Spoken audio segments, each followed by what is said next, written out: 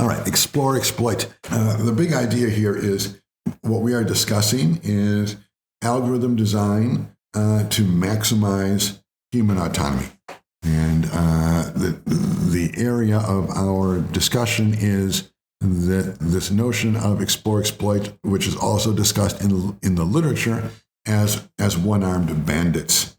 So what is a one-armed bandit? Well, that's a one-armed bandit, for those of you who've never been to Las Vegas, is the machine where you drop a quarter in and then you pull the handle and it rolls and gives you 3 pineapples or something. And if it gets 3 pineapples, you get $1 back. And if it's a pineapple and 2 hammers, you get a quarter back. And if it's a pineapple and a hammer and something else, you get nothing back. And if it's 3 crowns, then you win $1 million and that kind of thing. Right? So you can just sit there and put quarters in and play. That's a one-armed bandit. And the explore-exploit dilemma is something that anyone who's ever visited Las Vegas and just experimented with those machines knows. If you put in, you get $10 worth of quarters, let's say, and you start plucking them into the machine, and you get nothing, and you hear the people next to you, they're getting winnings, and the quarters are pouring out of the machine, and happiness, and you're just nothing. Then you're caught in the explore, exploit question. And this is the question. The question is, look, on the one side, you might say, this machine is just bad luck for me. This machine is not going to work for me. I've just put $5 worth of quarters in. I've gotten nothing. So I better switch machines and try and find one that works better for me. That's explore, right? I'll try this machine for a while. I'll try that machine for a while. Try this other machine for a while. Or maybe I will go from one-armed bandits. I will now try blackjack or try the lottery wheel or something, right? Try to keep changing what I'm playing until I find something where I start to win.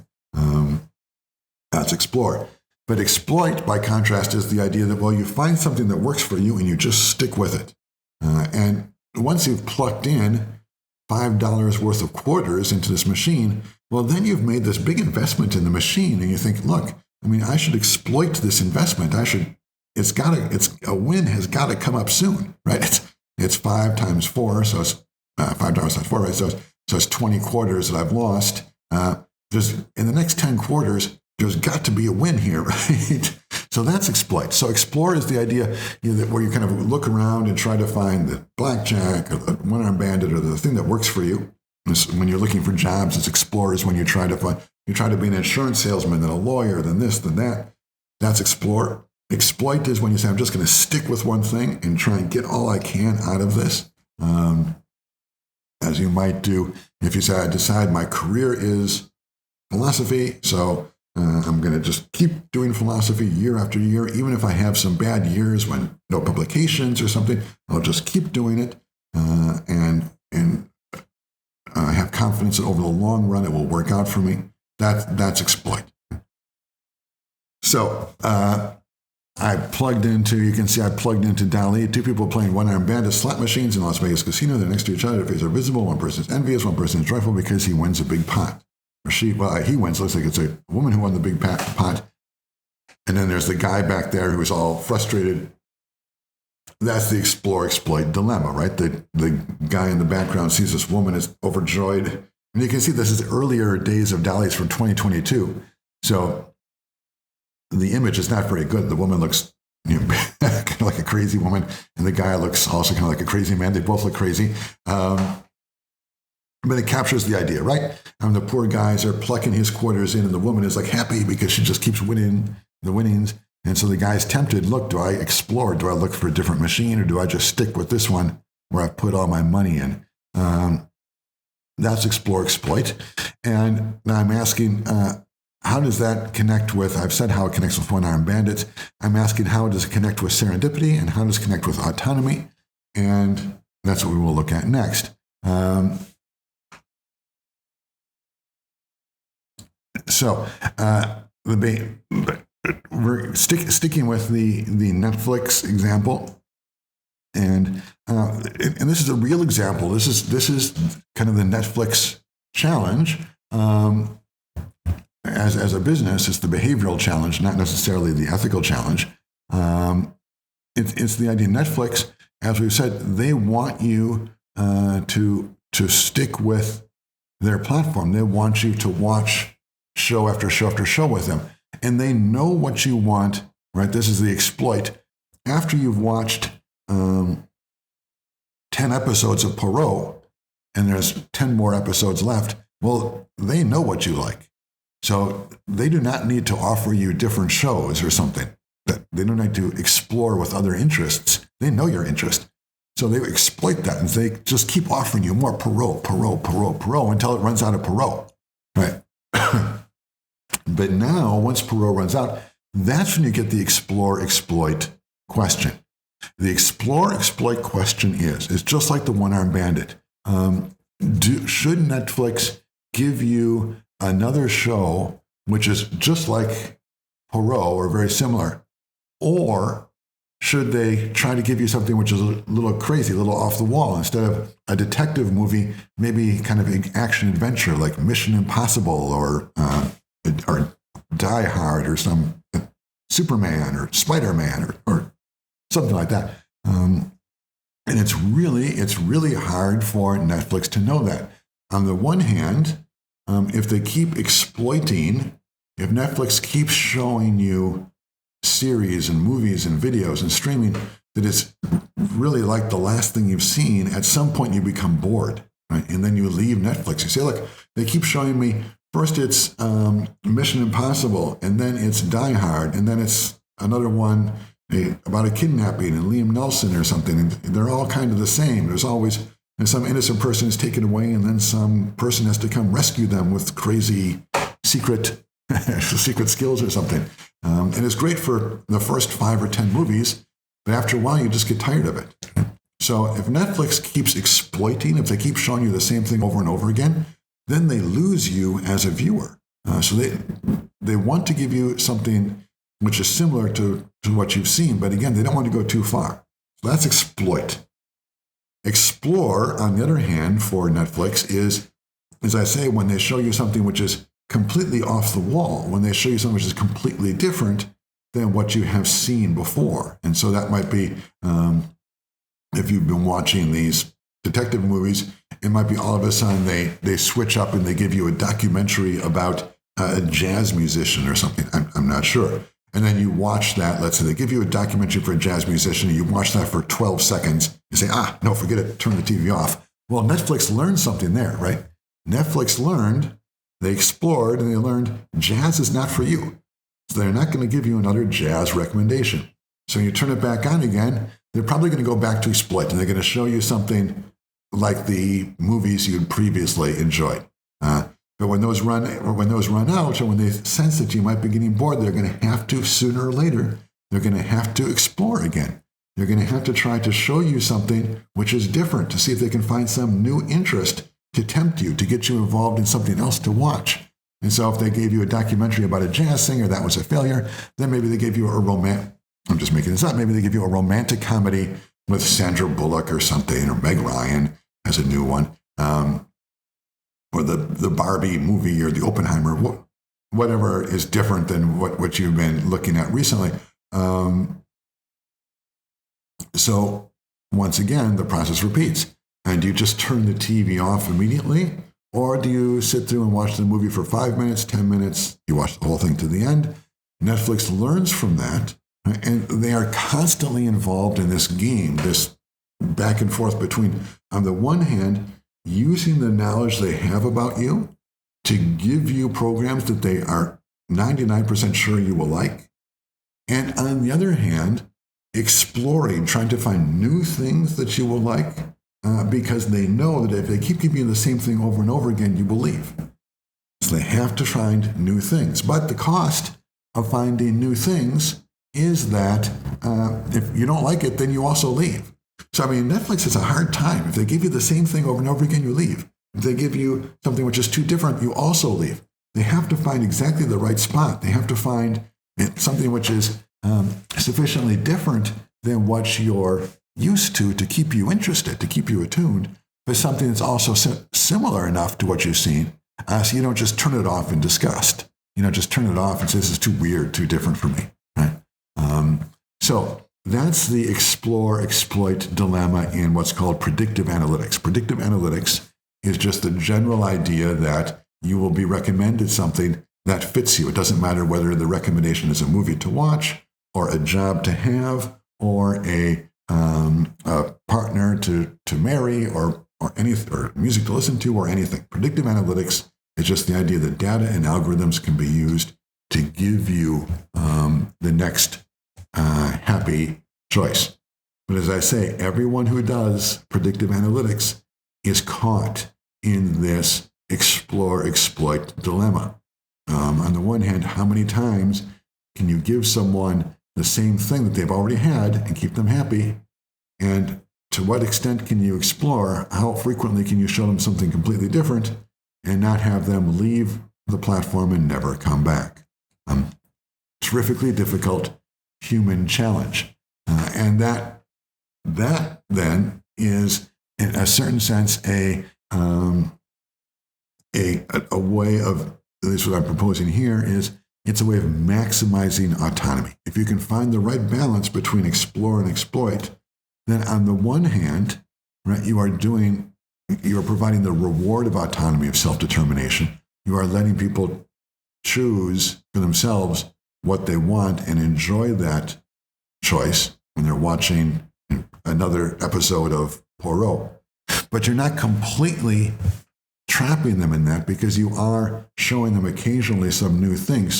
So the person who's watching Netflix constantly has the opportunity to determine for themselves what they want to watch. Something like that is, it seems to me, is the way that a platform would maximize autonomy. On the one hand, they're trying to maximize self-determination. So on the one hand, they have to give you what you determine you want, the kind of movie you like. But they can't just take away the process of applying that law to yourself. So that in that sense, they have to occasionally feed you things where you once again exercise the ability to choose for yourself. Do I want this? Do I not want this? So something like that is the way it seems like autonomy will work for Netflix. And of course, I just use Netflix as an example because it's non-controversial. We could use it for other things too. But I just want to talk about this purely rationally, and no one gets too emotional about Netflix. So that's why I'm using this example. But the theory that we're developing here applies to Match or to LinkedIn or to religious kinds of things or political kinds of things and all the other stuff too. It's the same. It's the same dynamic. It's just different domain.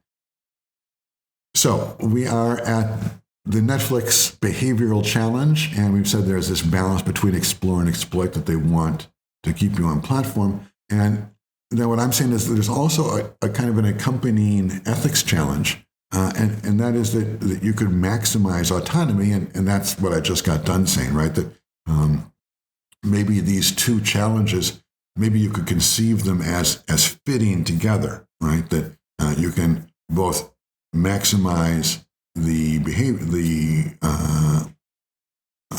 amount of time people spend looking at Netflix, the viewing time watched, and also maximize the viewer's autonomy if you balance explore and exploit well, right? People are constantly getting what they want, but they're also constantly reinforcing their own ability to decide for themselves.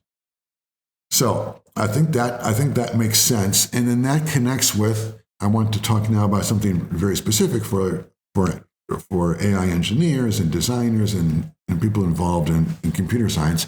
The idea of serendipity is at least at the moment, these things change every 2 weeks. But at the moment, the idea of serendipity is the field of study which is occupied with finding this balance between explore and exploit. Serendipity is the idea that Netflix will help you stumble upon some interesting kind of movie that will engage you, and that you will be able to decide for yourself that you like, and you want to watch more movies that are like that, or more series which are like that. So serendipity is, of course, just as the dictionary definition, serendipity is to have the lucky chance that you stumble upon something you like, right? The kind of music or so on. what predictive analytics does is it uses algorithms to make you to increase your serendipity, to make you serendipitous. Have your days be serendipitous. That's right, serendipitous is the word. We want your days to be serendipitous, meaning that you stumble upon, via the algorithms and the training of the artificial intelligence, you stumble upon things which are new and different, but also interesting and engaging, right? So it's that balance between explore and exploit. And so serendipity, if you want to work at Netflix and you're interested in what I'm saying right now, you can study serendipity and they will definitely hire you at Netflix or other places, because this is a big, big business concern. I mean, how can we keep users on site without losing them because on one side they get bored, or on the other side they don't get things that are interesting? You've got to change up what they want, but keep it interesting at the same time. It's really hard to do. Serendipity. And we can think about this analytically in some sense. There's this algorithm designed to maximize autonomy, but this could also be to maximize serendipity. And you can at least, I can't tell you how to get it right, but I can help you sort of frame the question. And you can see that sort of for explore, exploit, if you are trying to lengthen user engagement from 0 to infinity, right? In some sense, Netflix wants you to be there watching infinitely. Or the same thing if you're trying to go from 0 to infinite profit for Netflix, or if you're trying to go from 0 to infinite enjoyment for the user. I'm certain that all those things can be mapped onto an explore exploit axis, and that if you're at maximum explore, right? If you're purely explore as you are at this extreme, then you're going to have pretty much 0 user enjoyment, 0 profit, and 0 user engagement, because you're just essentially just constantly giving people completely new things. So they say, well, why would I use the Netflix predictive algorithm? Because it's just giving me new things all the time. I never have a chance to actually kind of enjoy over a period of time the sort of film that I like. So if you have pure explore, if it's just constantly different things coming at you, then you're going to get no enjoyment, no profit, and no user engagement. But the same thing is true at the other extreme, right? Maybe it's not immediate, but if you just keep showing someone the same thing over and over and over and over again, their enjoyment is going to diminish to 0. They're going to leave the platform, so profit goes to 0. And they're going to leave the platform, so engagement also goes to 0. So you can see that enjoyment for the user, profit for the platform, and user engagement all is at 0 when you're pure explore, pure exploit. But it moves up toward infinity, never gets there.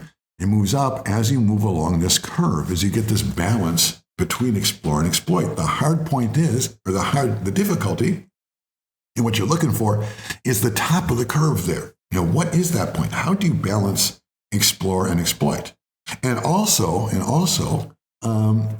is that balancing point, is it the same for profit for the platform as it is for user engagement, as it is, most importantly, for user enjoyment?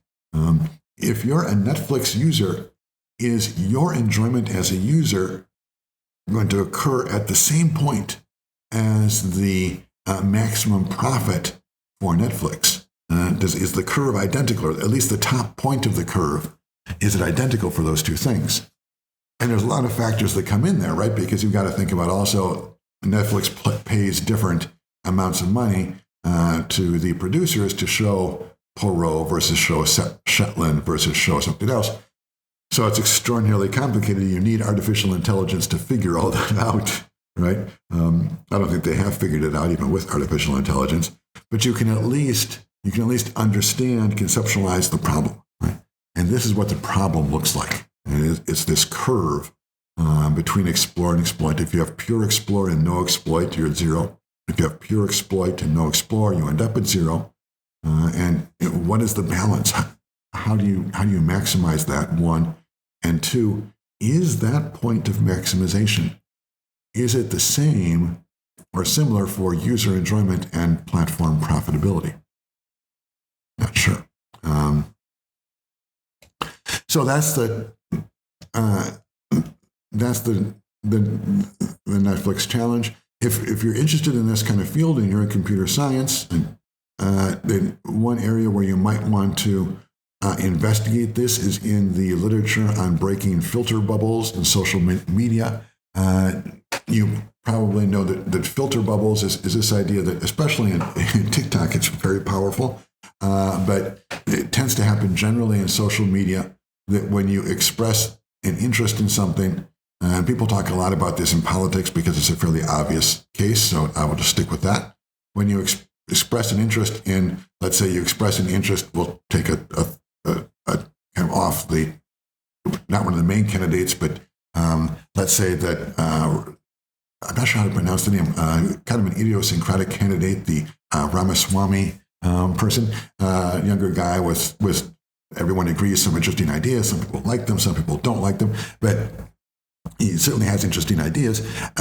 And so what the platforms do is, and if you let's just imagine if you kind of like his ideas, then it will show you more videos in TikTok, or connect you with more friends who also like his ideas. So it tends to push you into kind of liking him in an extreme way. Why? Because the machine has localized this kind of interest you have in this person. And so you get the feedback you get is positive about him, and that leads you to like him more, which leads to more positive feedback, and you go deeply into, you become a unstoppable right, Ramaswamy advocate. Or again, you could just choose if you want to go the other direction on the political ideology, that's fine. Same examples, other way, it works perfectly well. Or in music, it would be the same thing, right? You start with, I'm just making something up, 1990s alternative, like grunge music, like Nirvana or something, and you like that, and then and they start feeding you other music which is like Nirvana, and your social media connects you with other friends who also like Nirvana, and they say, look, this band Soundgarden is like Nirvana, so listen to that, so you listen to that, and before you know it, after a few weeks on the site, you end up, your whole life is just surrounded by 90s alternative rock stuff. Right, that's the music you listen to, that's the friends you have, and so on. So that's what a filter bubble is with social media. It's this idea, whether it's Facebook or Spotify or anything that brings people together and around some interest. As soon as you express an interest in something, and the algorithm pushes you in that direction, it does tend to reinforce that interest, and you get more and more extreme. What makes what makes TikTok so powerful is that it does that very rapidly and very effectively. Some people like that TikTok does that. Some people don't like that TikTok does that. We're going to talk about that later in a different part of the seminar. But for the moment, the question that's being raised there is, when this happens, when you get sucked into these filter bubbles, is your autonomy increasing or decreasing? And you can maybe see kind of an answer, at least according to this graph, right? You would say, look, your autonomy increases maybe for a while as you move from explore to exploit, as you discover the first video of 90s alternative rock, and then the second and the third. So you're going up the curve toward a maximum autonomy.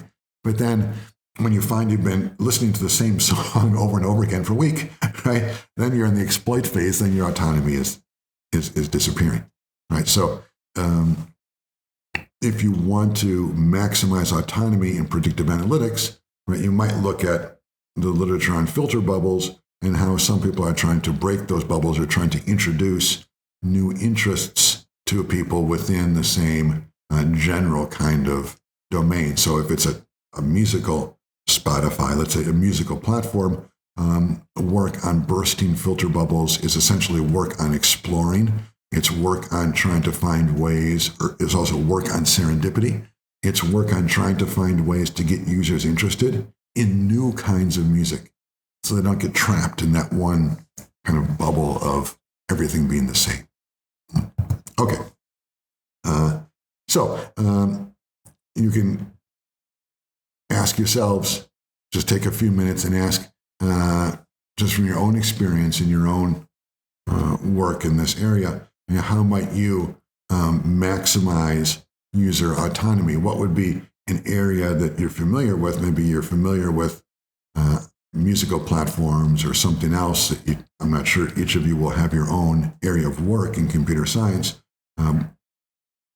Please just think of some area that you work in or that you know someone who works in. It doesn't matter. Some area of work in computer science, and think about what the autonomy challenge is there. And what I've been trying to show on one hand is what autonomy is, but on the other hand, what I've been trying to show is where this question of autonomy comes into real applications in computer science today. Right? And that's why I'm talking about explore, exploit, and serendipity, and filter bubbles, and so on. So what I'm asking you to do here is take what we've learned, one, about autonomy, and two, about how that ethical, abstract idea actually happens in the world of computer science. Take those two things that we've done, and then think for yourself a little bit about your own domain of experience in computer science, what kind of projects you work on and do, and think for yourself, well, how does autonomy, the question of autonomy, how does it exist in the domain in which I am working? And maybe it doesn't exist. Not everything happens everywhere, right? But if it does, maybe you could outline how it does and why it does, and what kind of steps someone might take if they were going to try to maximize autonomy in that area. Just like we said for Netflix, right? If you're going to try to maximize user autonomy, you want to try to do work in serendipity. You want to try to do work in ways of tempting users with new movies or shows they will like, but doing it well, right? Giving them things that are different than what they've already had, but things they will actually like and want to watch, not just giving them things that are different and make them turn off the TV. So that's how it works in Netflix. And what I'm asking you to think about is how it would work in your area of computer science.